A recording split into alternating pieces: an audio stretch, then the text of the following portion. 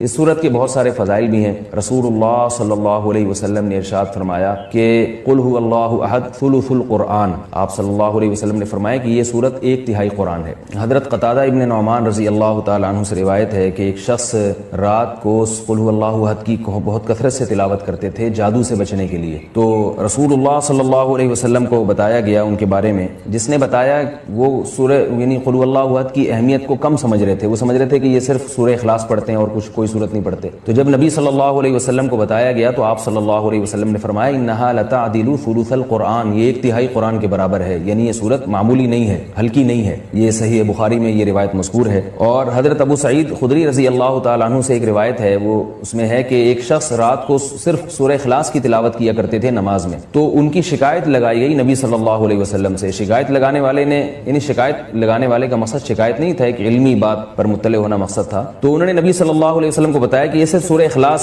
پڑھتے ہیں، یعنی وہ بھی سمجھ رہے تھے کہ یہ تو ایک چھوٹی سی صورت ہے اور بھی قرآن پڑھنا چاہیے۔ تو آپ صلی اللہ علیہ وسلم نے اس موقع پر بھی فرمایا کہ انہا لتعدل ثلث القرآن، فرمایا کہ یہ صورت ایک تہائی قرآن کے برابر ہے، یعنی یہ صورت معمولی صورت نہیں ہے۔ پھر حضرت عائشہ رضی اللہ تعالی عنہا سے روایت ہے کہ آپ صلی اللہ علیہ وسلم جب بستر کی طرف جاتے تو آپ صلی اللہ علیہ وسلم قل هو اللہ احد، قل اعوذ برب الفلق، قل اعوذ برب الناس، یہ تینوں صورتیں پڑھ کے اپنے ہاتھ پہ پھونک مارتے اور اپنا ہاتھ پورے جسم پہ پھیر لیتے۔ یہ اہتمام آپ صلی اللہ علیہ وسلم نے اس وقت فرمایا جب آپ صلی اللہ علیہ وسلم پر جادو ہوا، اس کے بعد آپ صلی اللہ علیہ وسلم کا ہمیشہ یہ معمول رہا ہے۔ یہ بھی صحیح بخاری کی روایت ہے۔ صحیح بخاری کی ایک اور روایت میں ہے کہ حضرت عائشہ رضی اللہ تعالیٰ عنہ فرماتی ہیں کہ ایک مرتبہ رسول اللہ صلی اللہ علیہ وسلم نے جہاد کے لیے ایک لشکر بھیجا، تو اس میں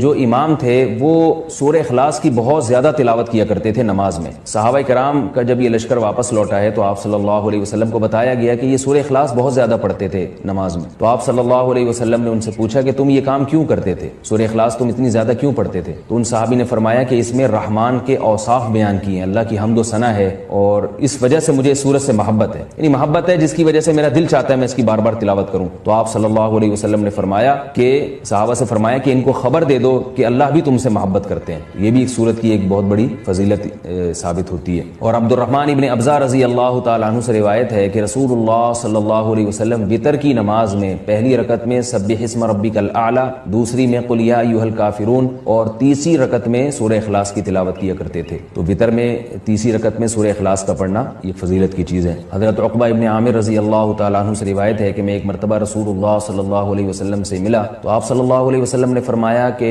کیا میں تمہیں ایسی صورت کی خبر نہ دوں کہ نہ وہ صورت اللہ نے تورات میں نازل کی، نہ ایسی صورت اللہ نے انجیل میں، اور نہ ہی ایسی صورت اللہ نے کسی اور مقام پہ قرآن مجید میں نازل کی؟ میں نے عرض کیا ضرور یا رسول اللہ۔ تو آپ صلی اللہ علیہ وسلم نے فرمایا وہ صورتیں قل هو اللہ احد، قل اعوذ برب الفلق اور قل اعوذ برب الناس ہیں۔ اور آپ صلی اللہ علیہ وسلم نے فرمایا کہ کوئی بھی رات ایسی نہیں ہونی چاہیے جو ان صورتوں کی تلاوت کے بغیر گزر جائے، یعنی ہر رات میں یہ تینوں صورتوں کی تلاوت لازمی کیا کرو۔ تو عقبہ ابن عامر رضی اللہ تعالیٰ عنہ فرماتے ہیں پھر پوری زندگی مجھ سے کبھی بھی ان تینوں صورتوں کی تلاوت رات میں نہیں چھوٹی اور کبھی بھی ناغہ نہیں ہوا۔ اور حضرت ابو ہریرہ رضی اللہ تعالیٰ عنہ سے ایک اور روایت ہے کہ رسول اللہ صلی اللہ علیہ وسلم نے کسی شخص کو قل هو اللہ احد کی تلاوت کرتے ہوئے دیکھا تو آپ صلی اللہ علیہ وسلم نے فرمایا کہ واجب ہو گئی۔ صحابہ نے پوچھا یا رسول اللہ کیا چیز واجب ہو گئی؟ آپ نے فرمایا کہ اس کی تلاوت کرنے والے کے لیے جنت واجب ہو گئی۔ یہ تو اس صورت کے کچھ فضائل تھے جو میں نے آپ کے سامنے بیان کیے۔ اس صورت میں ہمیں اسباق کیا ملتے ہیں؟ پہلی تو سبق ہمیں توحید کا ملتا ہے کہ اسلام توحید کے بغیر کامل نہیں ہے، بلکہ اسلام مقبول ہی نہیں ہے۔ آج بہت سارے لوگ اللہ تعالیٰ کو معبود تو کہتے ہیں مگر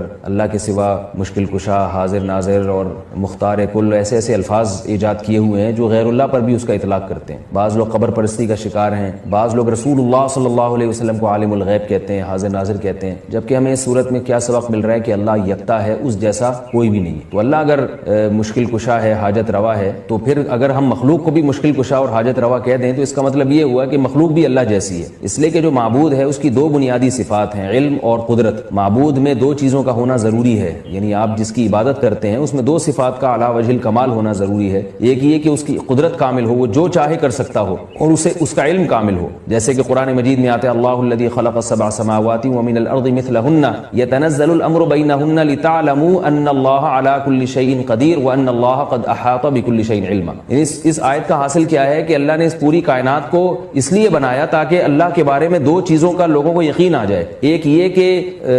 لتعلموا ان اللہ علی کل شیء قدیر، کہ اللہ ہر چیز پر قادر ہے، وان اللہ قد احاط بکل شیء علما، اور اللہ کے علم سے کوئی بھی چیز خارج نہیں ہے، یعنی مختار کل بھی اللہ ہے اور عالم الغیب بھی اللہ ہے. تو اگر آپ